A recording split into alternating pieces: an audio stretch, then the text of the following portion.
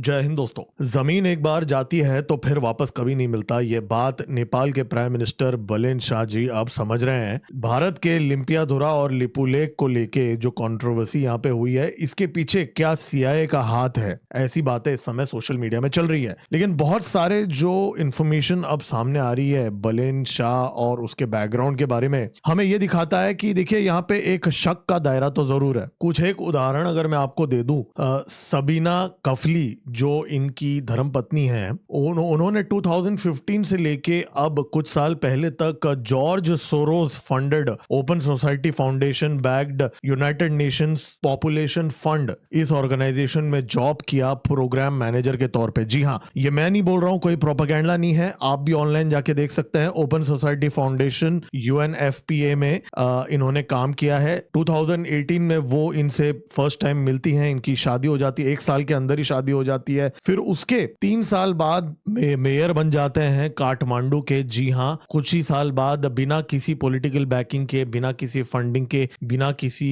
Ground level support के, और भारत की जमीन के ऊपर की नजर थी, ये तो इन्होंने पहले ही बता दिया था अपने पावर में आने के तुरंत बाद। ग्रेटर नेपाल का जो नक्शा है अपने ऑफिस में अपने ऊपर रख के, इससे बड़ी इंडिकेशन, इससे बड़ी पॉलिटिकल सिग्नलिंग और कुछ नहीं हो सकती थी। और यहाँ पे सीधा भारत को ही टारगेट किया जा रहा था। और देखिए, ओली की जो सरकार थी बहुत ज्यादा करप्ट थी, पब्लिक बहुत ज्यादा नाराज था, इसमें कोई दो राहें नहीं है। जेन जी के जो कंसर्न्स थे नेपाल के अंदर, वो लेजिटिमेट कंसर्न्स थे, इसमें भी कोई दो राहें नहीं है। उनको एक नया लीडर चाहिए था और उस टाइम पे Balen Shah as an option promote किया गया था किसी के तो द्वारा। अब वो कौन है, वो कौन सी ताकतें हैं, वो हमें समझना पड़ेगा। देखिए, 8-9 महीने पहले, ये मैं नहीं बोल रहा हूं, भारत का प्रोपेगेंडा नहीं है, लॉरा लूमर जो डोनाल्ड ट्रंप एडमिनिस्ट्रेशन की बहुत बड़ी सपोर्टर रह चुकी हैं, उन्होंने एक पोस्ट किया कि कैसे जॉर्ज सोरोस की जो ओपन सोसाइटी फाउंडेशन है और जो यूएसएआईडी और सीआईए के कुछ लोग मिलके, यहाँ पे बाइडेन एडमिनिस्ट्रेशन के कुछ लोग भी हैं इसके अंदर इन्वॉल्व, ये लोग मिलके कैसे नेपाल के अंदर फंडिंग कर रहे हैं मिलियंस ऑफ डॉलर्स। इनफैक्ट इन्होंने तो ये दावा किया था कि $30 मिलियन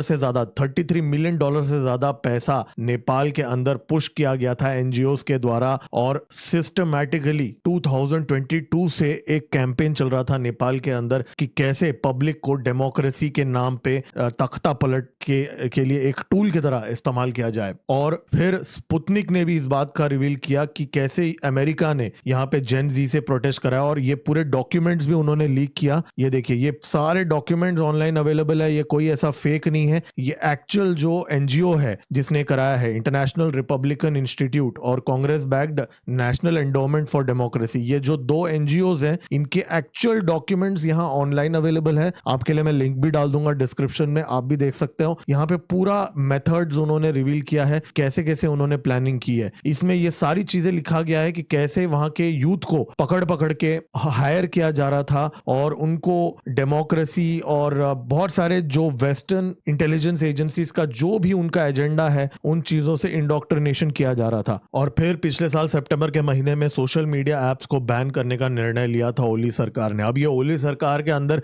किसने इतना जो ब्रिलियंट आइडिया कि सोशल मीडिया को बैन करना है, ये किसने उनको दिया था, वो भी एक इन्वेस्टिगेट करने की बात है। और जब प्रोटेस्ट हुए तो उसके बाद में एमनेस्टी इंटरनेशनल और जितने भी ग्लोबल एनजीओज हैं, उन्होंने अचानक सरकार के खिलाफ वहां पे आर्टिकल्स पब्लिश करने स्टार्ट कर दिए कि नेपाल की गवर्नमेंट खराब है। उनमें ये जो ओपन सोसाइटी फाउंडेशन जो है, और नीति फाउंडेशन नाम की एक और एनजीओ भी है जिसके बारे में लॉरा लूमर ने अपने पोस्ट में बताया कि ये जो नीति फाउंडेशन जो है वो भी इसके अंदर इन्वॉल्व थे। तो इनको कवर फायर दिया गया था। United Nations, amnesty international, human rights watch ने आर्टिकल्स पब्लिश किए थे कि कैसे जेन जी एक रेवोल्यूशन लेके आ रहा है। और ये एग्जैक्ट प्लेबुक कहां देखा था हमने? बांग्लादेश के अंदर भी देखा था, जहां अमेरिका ने एग्जैक्टली सेम मॉडल इस्तेमाल किया था। और 1 साल पहले का बात था जहां पे ओपनली अमेरिका ने सपोर्ट किया था कि जी हम सपोर्ट करते हैं बांग्लादेश को। तो आप अगर मुझे ये बात कहते हो कि भारत के बांग्लादेश के पास, बांग्लादेश में जेन जी के प्रोटेस्ट हो जाते हैं, फिर नेपाल के अंदर हो जाते हैं, इनफैक्ट पाकिस्तान के अंदर भी हो जाते हैं, वो बात अलग है, उसको दबा दिया गया था।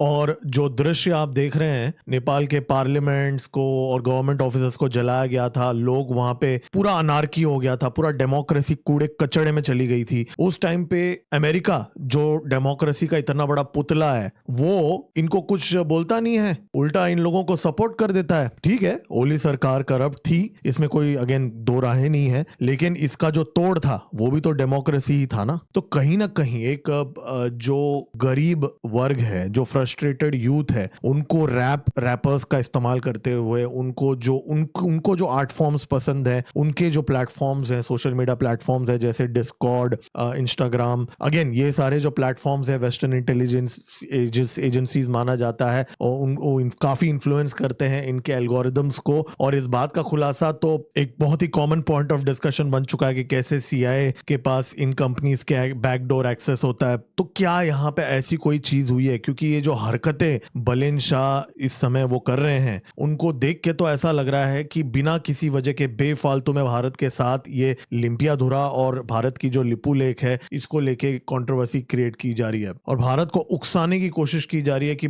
नेपाल ने भी एनक्रोच कर दिया है भारत के टेरिटरी के ऊपर। वो भले वो 140 स्क्वायर किलोमीटर का छोटा सा कोई हिस्सा हो। देखिए, इंटेलिजेंस सर्कल में एक शब्द है कुई बोनो नाम का, इसका मतलब होता है कौन बेनिफिट करता है, हु बेनिफिट्स। अब यहाँ पे फायदा किसका है? देखिए, यहाँ पे फायदा, ओली की जो सरकार थी वो प्रो चाइना थी, इसमें कोई दो राहें नहीं है, राइट। इनफैक्ट भारत के अंदर भी यही कंप्लेंट्स रहे हैं कि ओली की जो नेपाल की सरकार थी वो प्रो चाइना थी। तो एक प्रो चाइना सरकार को अगर निकाल दिया जाता है तो कौन सी वो ताकत है इस विश्व में जिसको फायदा होगा? जाहिर सी बात है अमेरिका, और भारत के लिए एक सेटबैक होगा, राइट।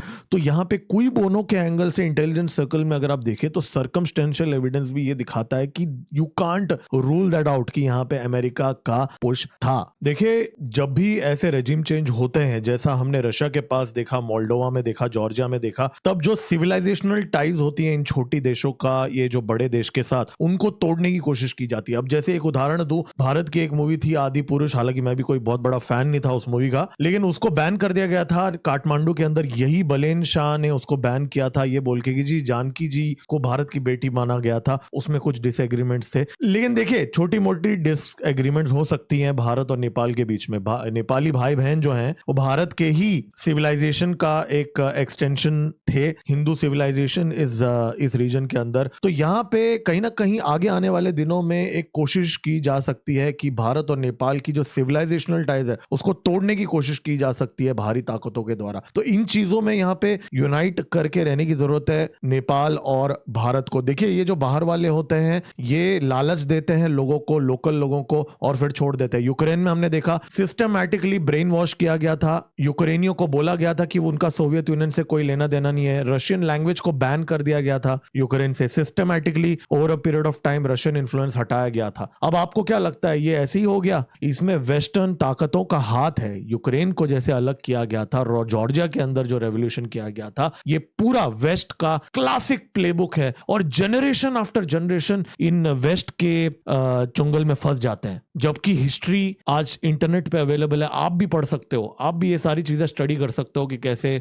बांग्लादेश, यूक्रेन, इन सब में कैसे वेस्ट का फायदा हुआ है, अमेरिका का फायदा हुआ है। फिर भी लोग पढ़ते नहीं है इतिहास, और छोटी छोटी प्रॉब्लम्स के अंदर फंसे रहते हैं, और उनको बड़ा गेम समझता ही नहीं है। और भारत और नेपाल के बीच में ये बहुत बड़ा खतरा है आने वाले दिनों में। हमेशा कुछ पर्सनैलिटीज को आइडेंटिफाई किया जाता है, फिर उनके स्ट्रेचर को एम्पलीफाई किया जाता है वेस्टर्न प्लेटफॉर्म्स के द्वारा, और फिर उनको कवर फायर दिया जाता है वेस्टर्न मेन स्ट्रीम मीडिया के द्वारा, और उनको लेजिटिमाइज किया जाता है। और अक्सर ये जो लीडर्स होते हैं, ऐसा नहीं है कि ये रातों रात बन जाते हैं, लेजिटिमेट प्रॉब्लम्स होती हैं। जैसे नेपाल के अंदर भी जो जेनजी हैं बहुत ज्यादा परेशान थी करप्शन को लेके, जब वो देखते थे कि ओली सरकार के और दूसरे भी जो बूढ़े पार्टी वाले जो हैं उनके बेटे सब फॉरेन में पढ़ रहे हैं, महंगे महंगे गाड़ियों में घूम रहे हैं, और उनकी हालत इतनी खराब है। तो ये लेजिटिमेट कंसर्न होते हैं, लेकिन इन लेजिटिमेट कंसर्न को कैप्चर करके पर्सनैलिटीज को खड़े किए जाते हैं, उनको बिल्ड किया जाता है फॉरेन इंटेलिजेंस एजेंसीज के द्वारा। क्या यहाँ पे ऐसा कुछ है? अब ये मैं दावा नहीं कर रहा हूं, मैंने तो कुछ सस्पिशियस चीजें आपके सामने रखा है, जैसे उनकी जो धर्मपत्नी है जिसके बारे में हमने स्टार्टिंग में इस वीडियो में बात किया था, कैसे वो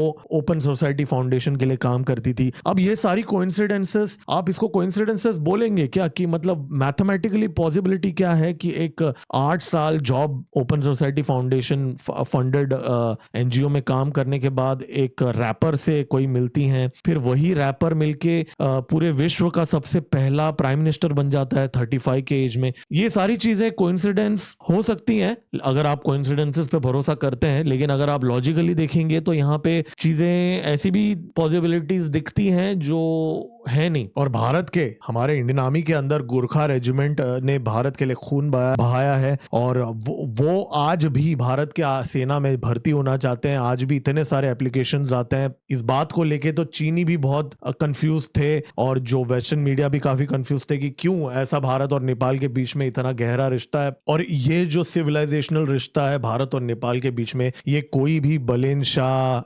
केपी ओली, जो पॉलिटिशियंस आते हैं और जाते हैं, लेकिन ये जो रिश्ता है ये भारत और नेपाल का हजारों साल पुराना रिश्ता है, तो ये ऐसे नहीं टूट सकता। लेकिन अब हमने ये चीजें यूक्रेन में भी देखा है, हजारों साल एक सिविलाइजेशनल रिश्ता भी तोड़ा जा सकता है अगर इंटेलिजेंस एजेंसीज इन्वॉल्व हो तो ये कोई अनइमेजिनेबल बात नहीं है। अगर ये बात सच है कि यहाँ पे सीआईए का हाथ है, फॉरेन इंटेलिजेंस एजेंसीज का बात है, इसमें कोई आपको सरप्राइज नहीं होना चाहिए, क्योंकि ये चीजें होती रहती हैं और इसके उदाहरण तो आपके सामने ही हमने गिना दिए हैं। बांग्लादेश में हमने देख लिया, इवन जो मिडिल ईस्ट के अंदर कलर रेवोल्यूशंस जो हुए थे, और बाकी अभी भी जो यूरोप के अंदर भी जो चीजें चल रही हैं। तो दोस्तों आपको क्या लगता है, कमेंट में आप लोग लिख के बताइए कि इनका जो बैकग्राउंड है बलेन शाह का, क्या वो सस्पिशियस आपको लगता है और क्यों लगता है। कमेंट में जरूर आप लिख के बताइए, और लाइक का बटन दबा दीजिए और सब्सक्राइब का बटन दबा दीजिए।